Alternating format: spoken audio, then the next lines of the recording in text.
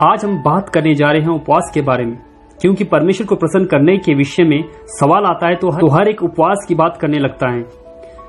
आज हम उपवास के विषय में जानेंगे, क्या भूखे रहने से परमेश्वर प्रसन्न होता है? क्या यीशु मसीह ने उपवास के विषय में नियम बदला?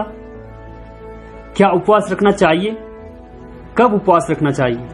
उपवास रखने का सही समय क्या होगा?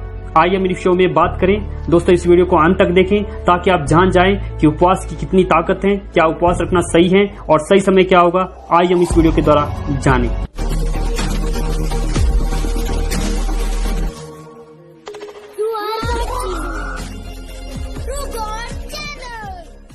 परमेश्वर भूखे रहने से बिल्कुल प्रसन्न नहीं होता, नहीं तो आज दुनिया में ना जाने कितने भूखे हैं।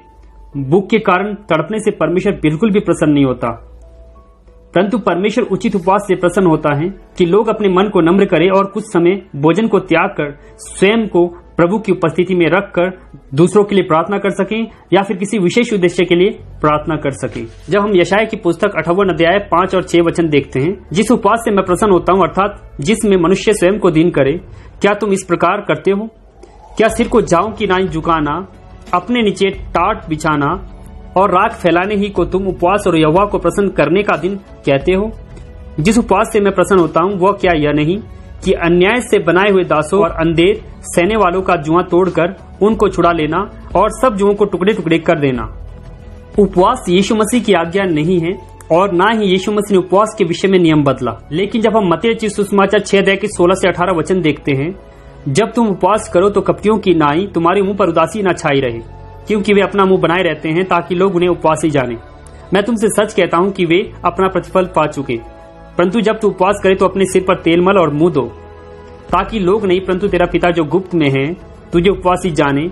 इस दशा में तेरा पिता जो गुप्त में देखता है तुझे प्रतिफल देगा।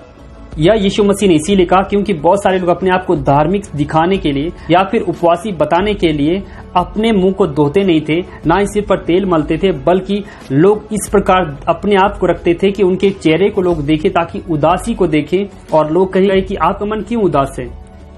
क्या कोई ऐसी बात है जो आपके जीवन में है ताकि वो सीधे वहां पर कह सके कि हाँ मैंने उपवास रखा है, ताकि दूसरों से सीधे बुलवा सके। वो स्वयं तो नहीं बोलेगा कि मैंने उपवास रखा है, लेकिन किसी को अपने चेहरे के द्वारा पता चल जाए कि वो कितना उपवास रखता है या फिर कितना उपवासी है।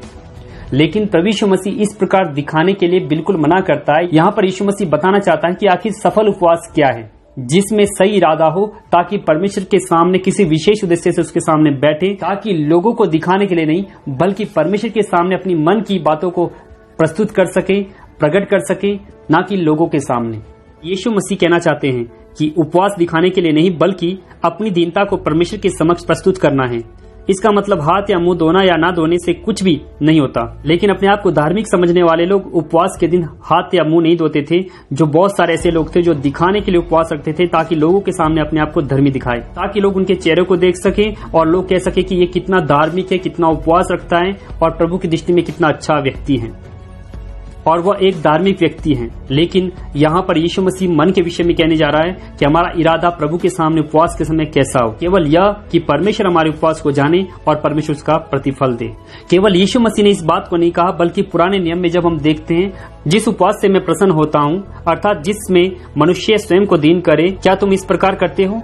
यहाँ पर परमेश्वर सीधे उलाहना देता है जो लोग इस प्रकार उपवास कर रहे थे, जो लोगों के सामने दिखाना चाहते थे कि आज हमने उपवास रखा है। ऐसा दिन चुना है जहाँ पर हमने उपवास रखा है, जहाँ पर वो लोग टाट बिछाते थे, झाव के समान मुंह को झुकाते थे ताकि लोग उन्हें उपवासी जाने। ठीक वैसा ही यीशु मसीह ने भी कहा, जैसा कि पुराने नियम में परमेश्वर ने कहा था और यीशु मसीह ने भी ठीक वैसा ही कहा। यहाँ पर यीशु मसीह ने नियम नहीं बदला, तो फिर क्या उपवास परमेश्वर की आज्ञा है? नहीं, उपवास परमेश्वर की आज्ञा नहीं है। उपवास यीशु मसीह ने उपवास के विषय में कोई आज्ञा नहीं दी, लेकिन यीशु मसीह ने सलाह दी कि अगर हमें लगता है कि हमारा विश्वास कमजोर हो रहा है, जिस स्थान पर हम कमजोर हो रहे हैं, अपनी स्थिति को सही करने के लिए, अपने आप को मजबूत करने के लिए हमें उपवास की आवश्यकता होती है, ताकि हम प्रभु के सामने दिखाएं कि प्रभु मैं दीन हूं, मैं किसी काम के योग्य नहीं, लेकिन आप ही हैं जो मेरी जिंदगी में इस प्रकार कर सकते हैं। अपने आप को दीन करना, नम्र करना, प्रभु की उपस्थिति में बैठना, ताकि हम बहुत सारी चीजों पर जय प्राप्त कर सकें। क्या हमें उपवास रखना चाहिए?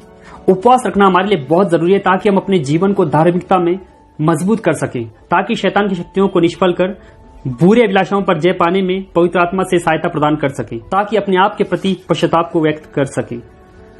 क्या हमें यूं ही उपवास रखना चाहिए? क्या हम यूं ही भूखे रहें जिससे कि परमेश्वर प्रसन्न हो? नहीं, बिना उद्देश्य हमें उपवास नहीं रखना चाहिए। कुछ लोग कहते हैं कि मैंने यूं ही उपवास रखा है। कुछ लोग कहते हैं बस मैं तो रविवार को भोजन नहीं करता, मेरा फास्ट होता है। कुछ लोग कहते हैं बस ये तो मेरी आदत है। कुछ लोग कहते हैं भूखे रहने से परमेश्वर खुश होता है। क्या ये बात सही है? नहीं, नहीं दोस्तों, ना ही परमेश्वर भूखे रहने से प्रसन्न होता है। हमें बिना उद्देश्य के उपवास नहीं रखना चाहिए। हमारे पास उपवास रखने का एक सही उद्देश्य होना चाहिए कि हम क्यों उपवास रख रहे हैं। अब हमें इस बात को ध्यान दे रहे हैं कि उपवास रखने का सही समय क्या होगा।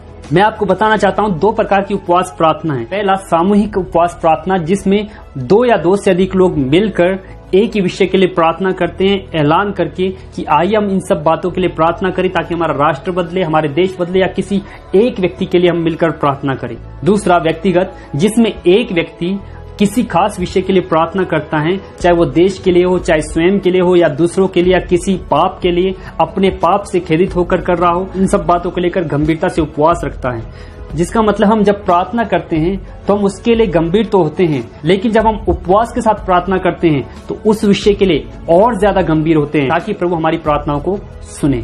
हमें इस बात को जानना चाहिए कि उपवास रखने का कोई भी समय सही या गलत नहीं होता।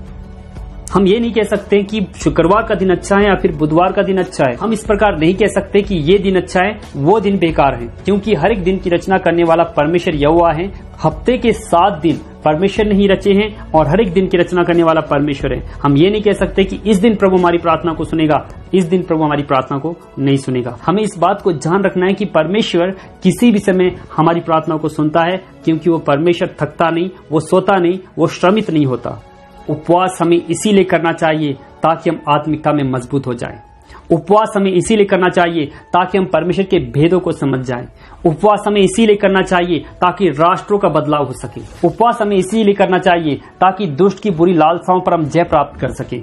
उपवास हमें इसलिए करना चाहिए ताकि हम अपने पापों के लिए खेदित हो और प्रभु के समक्ष आकर प्रभु को प्रसन्न कर सकें। तो दोस्तों, मैं आपको यही बताना चाहता हूं, इस वीडियो के द्वारा आप समझ गए कि किस प्रकार हमें उपवास रखना चाहिए, कब हमें उपवास रखना चाहिए और क्या यीशु मसीह की आज्ञा है या नहीं। मैं उम्मीद करता हूं इस वीडियो के द्वारा आप बहुत सारी बातों को सीख गए हैं। अगर आप और भी बहुत सारी बातों को समझना चाहते हैं तो कृपया करके कमेंट बॉक्स पर लिखें और इस वीडियो को लोगों तक शेयर करना ना भूलें। प्रभु यीशु मसीह आप सबको आशीष करे। हम फिर मिलेंगे एक नई वीडियो में। तब तक प्रभु यीशु मसीह आप सबके साथ रहे।